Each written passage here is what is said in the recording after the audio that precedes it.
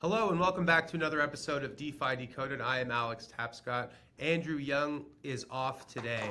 One of the things that Andrew and I have talked about a lot in the last couple of years, and specifically since the start of this year, is just how many big institutions have come into crypto.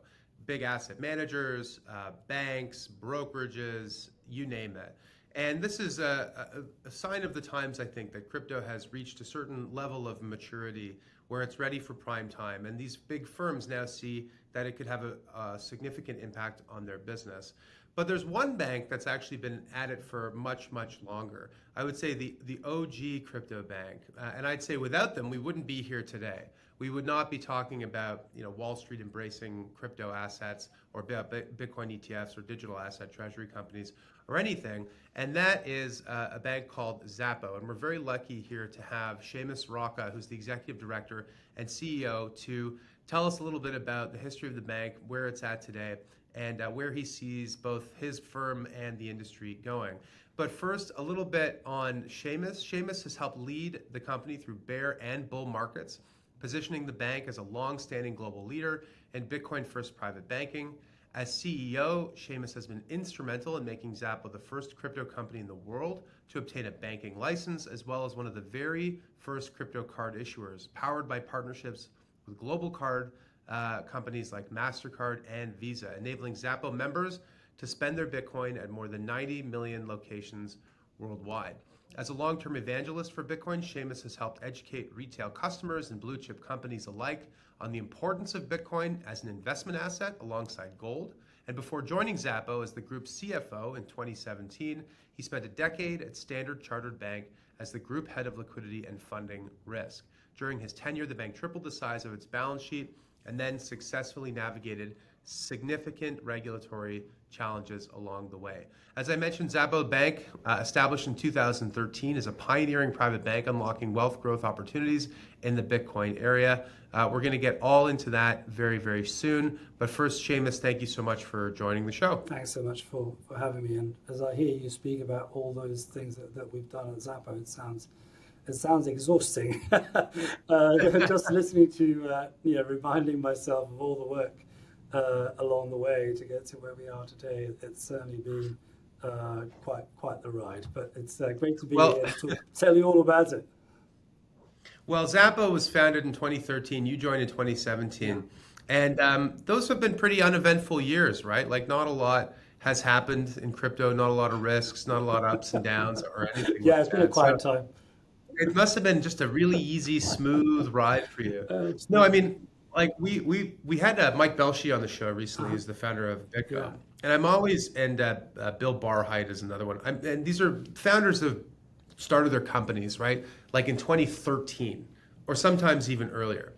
And I just think that there's something kind of remarkable about firms in this industry and asset class that have stood the test of time, especially financial services companies that have a real duty of care and a real burden, both regulatorily and also for their customers. So I just love to understand, this is going to be a funny question, like how did Xapo survive all these many years? Like a lot of other banks have not, and a lot of other firms and startups go under for any number of reasons. I'm just wondering, like, what do you think has been the key to your success?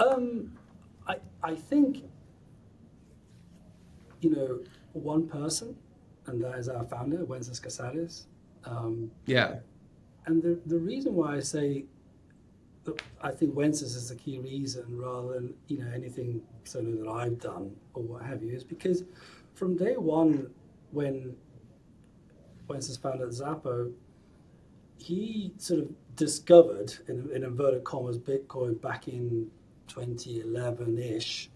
And being from Argentina, for him, Bitcoin was something that was revolutionary for the world of finance. It was something where all of a sudden, growing up in Argentina and having to deal with hyperinflation, devaluation, political risk, customers having to worry about their governments locking up their bank deposits, for example. That's something that for us for those of us who grew up in the first world, for lack of a better phrase, that's not something that we've ever had to worry or stress about. And I think for Yeah. somebody growing up in emerging markets, Bitcoin all of a sudden makes a lot of intuitive sense. And I think that, for him, discovering Bitcoin as this idea of a store of value, the vision of the company hasn't changed since he created it, which was, Bitcoin is going to do for finance what the internet did for information. It's going to democratize it. It's going to make it accessible. So I think that the company was really founded on this idea that we were going to be, all about Bitcoin. We were always going to be trying to innovate with Bitcoin. And, Wences at that point was already a very successful entrepreneur. So for him, setting up Xapo wasn't hey, let's set up an exchange and we can make a whole ton of money as quickly as humanly possible.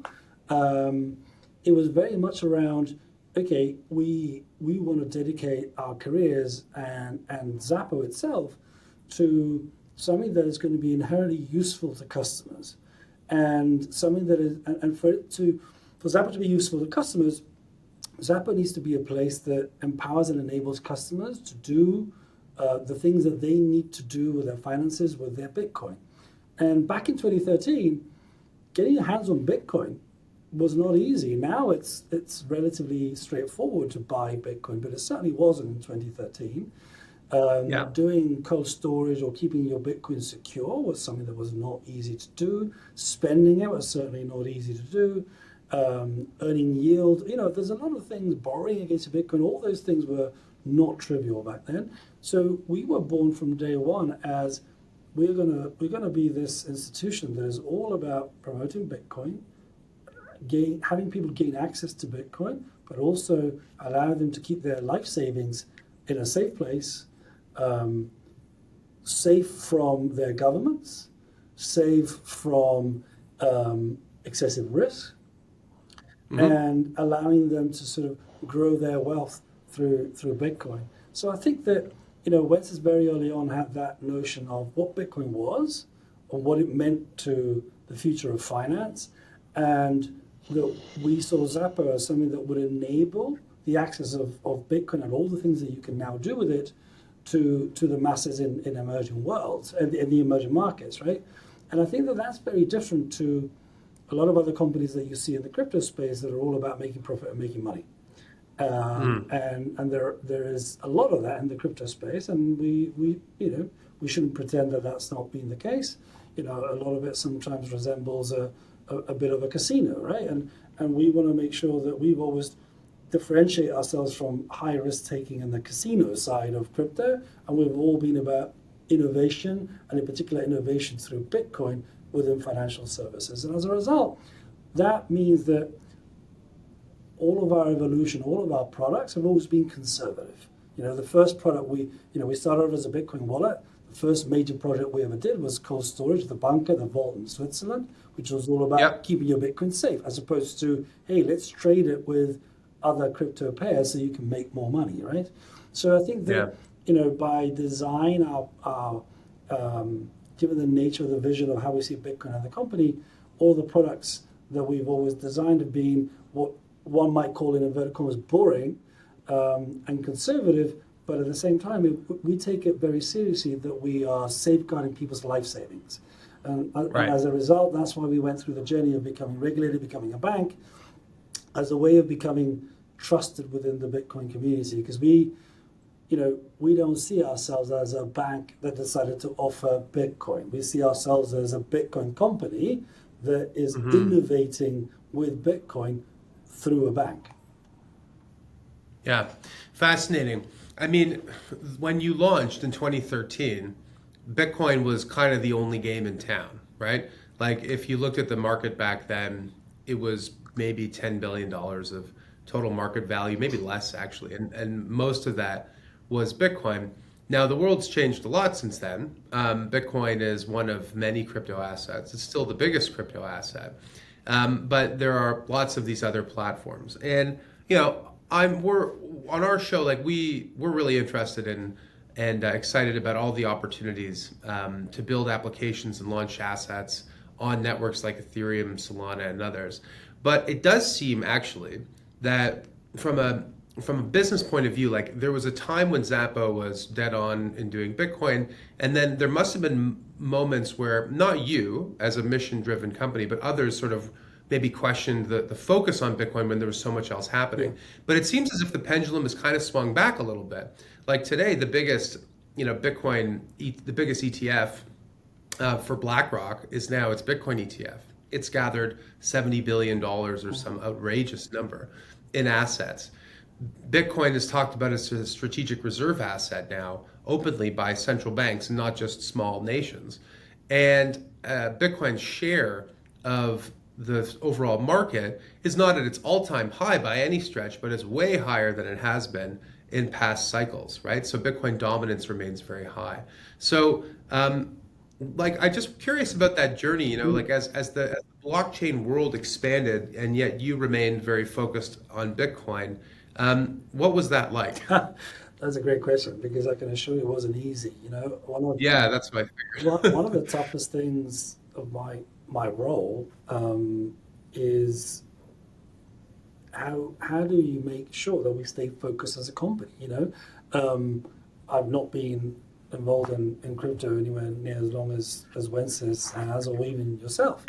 But I can assure you that along the way we've had ICOs, NFTs, Ethereum, different things that have popped up that are doing really well, and other crypto companies are embracing. So we get asked that question a lot. Why isn't Xapo doing this?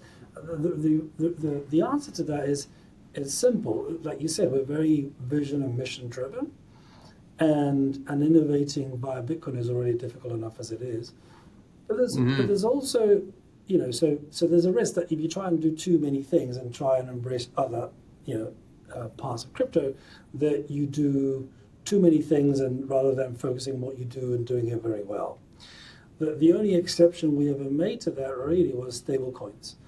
We saw stablecoins as a way of, kind of really quasi replacing SWIFT, saying, look, SWIFT is the past. SWIFT is like 1960s technology, right? And stablecoins is 24/7, cheaper, faster, better for the customer. So we are a blockchain. If we're a bank that's built, blockchain bottom up, which we are, then enabling stablecoins as a form of money in, money out seemed like an obvious thing for us to do. So that was the only real exception where we think we've actually sort of improved the Xapo product by incorporating stablecoins. But with everything else, the real, apart from this idea of, focus, keeping the company focused on a vision and mission, and making sure that we are not trying to sort of overstretch ourselves. There's also that bit about looking at Bitcoin and understanding, well, what is it that got Wences or myself or Bitcoin is interested in Bitcoin in the first place? And that is that intellectually, I could, sit down with yourself, Alex, or with anybody else and talk for hours about, the why of Bitcoin as an investment asset class. The fact that it's finite. There's only 21 million are ever going to be printed. The fact that it's secure in terms of the hash rate of the database and what have you, and the fact that it's sovereign. No one person or government can control it. Yeah. And therefore, from an intellectual perspective, to me, Bitcoin feels like something that I would, that I believe in myself, and that I would encourage others to invest in and say, look, don't bet your house on Bitcoin, but having a small allocation of your wealth on Bitcoin feels like, there is some downside risk, of course there is, but the upside seems to be so much, higher than the downside, because of the intellectual conviction of the three tenets of Bitcoin, which is finite, secure, and sovereign. If I look at, other coins out in the crypto space, there's amazing technology out there. But I would argue that where I see Bitcoin going 10, 20 years from now is, I think the store of value narrative around Bitcoin has been proven, and many people sort of want to almost disregard the payment opportunity and the innovation opportunity around layer 2 that Bitcoin might offer. But I see a world where a lot of the technology that is built on, or use cases that have been built around the rest of crypto are things that you could do with Bitcoin itself. An example of that might be, Lightspark is a good example where, instead of using XRP, they're using Bitcoin itself as a transfer of value. So they're trying to almost create a new open network payment mechanism. And, I think that there's a lot of the technology that we see in other crypto coins are things that eventually can be done with Bitcoin. But Bitcoin, it's going to take time to get there. I just think that, people in crypto tend to be impatient. People want to make, invest and trade and make money quickly. I think that at Xapo, we're nothing if not patient, and we see a world where, it's going to take time for Bitcoin to fulfill its full potential. Well, you mentioned so many things there, which I thought were interesting. Like, Wences, the founder, having come from Argentina before Bitcoin, there was gold, but there was also U.S. dollars, Yes. right? Like finding ways to store and move value in an asset that wasn't prone to hyperinflation was a superpower. So even though the US dollar maybe loses 2% or 3% or whatever of its purchasing power in a normal year, it's a way better store of value than many other fiat currencies, right? And so everybody in the world would or should want to have a US dollar bank account. And I'm wondering if, as Xapo, as a bank, like if I'm a well-heeled individual, if I'm a richer, wealthier person, I can access a US dollar bank account in most cases. But are you finding that you're being used as a store of value, like as a bank for dollars as well? Or is it really more just like a payment tool to get the money in, or like a SWIFT replacement as you described it? No, for sure. And again, this is more to do with Wences's background being Argentina than mine, but for Europeans or people from the US, developed countries, people are very comfortable with their own currency, so they don't feel the need to hold a dollar account. But and if you're American, you take it for granted that you hold dollars.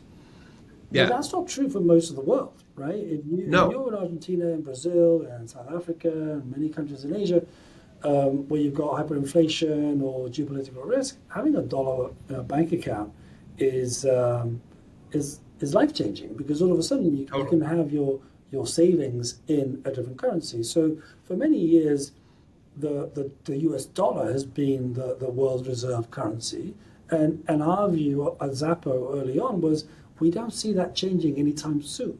So therefore, that's why we thought, well, look, what is the most obvious thing that you would have alongside Bitcoin in a Bitcoin bank that enables you to do all the things that you would expect to do with fiat? So at Xapo, with your Bitcoin, you can deposit, you can make payments, you can use your card with it, you can save and earn yield, or you can borrow against your Bitcoin, right? Well, the most obvious thing to put next to that is a US dollar account, because what can you easily send into the dollar account, either stable coins or fiat? And if you want to de-risk, because sometimes the Bitcoin price is volatile and people want to sell in an exchange, you go to a stable coin. At Xapo, you can go to a dollar deposit guaranteed bank account and earn interest, right? So you're earning 3.5% to 4% interest on your money, and therefore, if you then want to buy more Bitcoin, you can. But in holding those US dollars, now you're not holding the stablecoin anymore. You're actually holding fiat. We buy US treasuries with that fiat, and you are earning interest, and it's deposit guaranteed. So now you've got the two best reserve currencies on the planet in one app in your pocket. You've got a US dollar bank account, and you've got a Bitcoin bank account. There's no other place in the world where you can do that. So just so I understand, so let's say someone opens up a Xapo account and they want to hold Bitcoin and US dollars, and they may fund it with stable coins, sending you stable coins.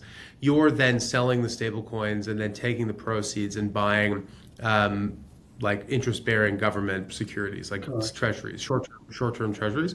But then with that, you're passing through most of the interest to the depositor in this case.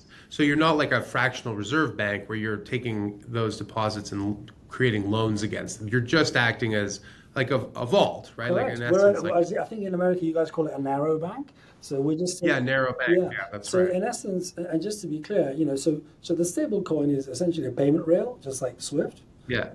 Yeah. Once it hits your bank account, now it's in dollars. So we in the back end, like any bank would do, a bank would normally lend mortgages or keep US Treasuries.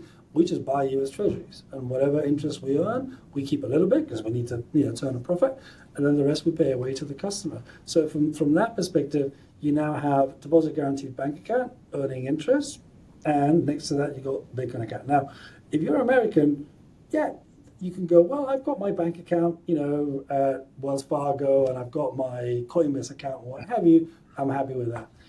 But if you're in Latin America, in Africa, in Asia, anywhere in the emerging world, having an offshore bank account in US dollars that is interest bearing next to a Bitcoin bank account is life changing. Now all of a sudden the use case is not just trading and currency pairs. The use case generally is we see Bitcoin as money, and we're emulating with Bitcoin the same things you can do with US dollars in one place.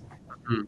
Now you're not doing fractional reserve banking, but if I'm a customer of Xapo and let's say I've got $1 million of Bitcoin with you, can I get a loan against that Bitcoin as collateral? Yes. Right. And so what does that look like? Are you providing the liquidity on those loans? Yes. So essentially, if you think about it now, to be able to get a loan, we use the Bitcoin that you have as Xapo as collateral. Right? Mm-hmm. So at that point we go, hey, you've got 100 Bitcoin with us. What we do is the LTV that you can borrow against is very low. So essentially it's very low risk, which means the chances of you getting liquidated if the price of Bitcoin goes down is almost zero. The price of Bitcoin would have to crash like maybe $40,000 a Bitcoin or something for you to get anywhere near close to any potential liquidation risk. And do people get do they ever get? We've never had a single customer get auto liquidated. Oh yeah, so you give them a courtessy call maybe, but yeah, for sure. No, but you can actually track it on the app, right? So the app tracks the health of your loan, so to speak. Yeah. And essentially, what we're doing is saying, okay, well, look, you can see that because first you've got to think about the use case of who wants to borrow against their Bitcoin. It tends to be long-term holders that have got a lot of Bitcoin, so therefore they've amassed a lot of wealth, but they want liquidity, but they don't want to sell their Bitcoin.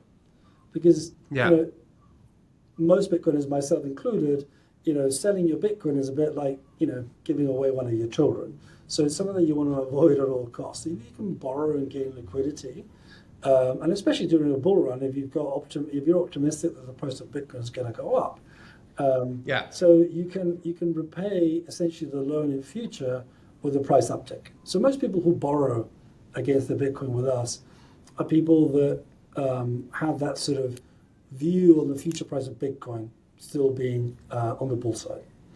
Right. But what we do is we make sure that the LTV ratio of the loan is low, which means that the risk of being liquidated is very low, because we don't want to liquidate the customer, right? So what we'd rather do is say, look, let's, rather than giving you a high LTV and giving you close to 1-for-1, at which point you are close to being liquidated, we make the LTV very low and therefore significantly reduce the rest of the customer. And then, of course, we go, well, okay, now we've got the collateral. Where do we get the money from? We don't get it from other customers. We go and borrow that externally because we're a bank. So we can borrow against that collateral that we've now secured, and that's what we use to lend against the customer. So we're not doing fractional reserve banking with other customers' money. Okay, this is fascinating. Now, I want to pivot a little bit here. So ETFs and the rise of these like digital asset treasury companies. So one of the things that's happened recently is that it's become easier to do in-kind creations for ETFs. So if you're a Bitcoin holder, you can basically roll your Bitcoin, and in some circumstances tax-free. And some of these digital asset treasury companies have also been funded in part by Bitcoin whales. And there's a lot of reasons why you might want to do this, but one of the reasons is that some of these investors actually would just kind of prefer to have some or all of their Bitcoin in a regulated fund product or corporation on the US stock exchange, held in a brokerage account where they can get credit and where they can not have to worry in their mind about custody and so forth. And I'm wondering, from Xapo's point of view, is this a positive or is it a negative? Like the positive case would be This is expanding the ownership of Bitcoin. It's growing awareness. There's going to be more customers coming to Xapo as a result. You're, the longest running game in town. The flip side is the thing that you provide to Bitcoin holders: security, trust, regulation. These things also do that, right? Yes. So, what is the give and take or push and pull with this new rise, this new sort of way to store, basically to like store and manage your Bitcoin? No, absolutely. Look, I think you hit the nail on the head. I think that if you think about ETFs, without ETFs, Bitcoin wouldn't be at over $100,000 today. Exactly. Right? Right. Well, that would be the most obvious. I would agree with that. So on the one hand, I think it's very clear to me, at least, that the rise of the ETF has, helped Bitcoin become the de facto legitimate cryptocurrency of choice. No end. So that's unquestionable. So I welcome the ETFs from that perspective. But I always, people always talk about, well, what's Xapo's competition? And up until now, there haven't really been any banks that do what we do. So I said, well, we don't really have any, because I don't see exchanges as competition, because an exchange is a trading platform. And what we do is more, we view Bitcoin as money, so we do what you would do with fiat with Bitcoin, right? But all of a sudden with the ETF, for all the reasons you've mentioned, I think even though ETFs on the one hand have helped propel Bitcoin forward, which is great for Xapo, the other side of the fence is, well, it has made it very easy for those that have amassed, a significant amount of Bitcoin, or institutions to just tap into the ETF rather than tap into, a provider like Xapo. Then again, I do think that there is a market for Xapo in that, it's relatively niche. I'm not disputing that at all, but it's niche in that people who actually prefer to physically hold a Bitcoin, right, and figure out, knowing that we're holding the keys, whether we have the coins, all the things that we allow them to do with their Bitcoin in one place, that they still see that as having value. But I think therefore that, well, who is the more likely person to use Xapo? Somebody that has been holding Bitcoin for a while, right, and wouldn't trust an established bank organization to do with their Bitcoin what we can do with their Bitcoin. Because at the end of the day, even if you're holding an ETF, somebody has that custody risk, right? The reason why some customers prefer the bigger balance sheet is because they go, well, if there is a potential loss with that bigger player, they've got a bigger balance sheet. But look, at the end of the day, there is still underlying custody risk. Who do you want to know who the custody risk is with, or do you want to mask it via the provider and just make that their problem? So, a lot of early adopters and Bitcoin holders, the security around their coins is something that they care a lot about. So the people that care a lot about the security of the coins want to know how their coins are kept secure, and that's why they love Xapo. Yeah, absolutely.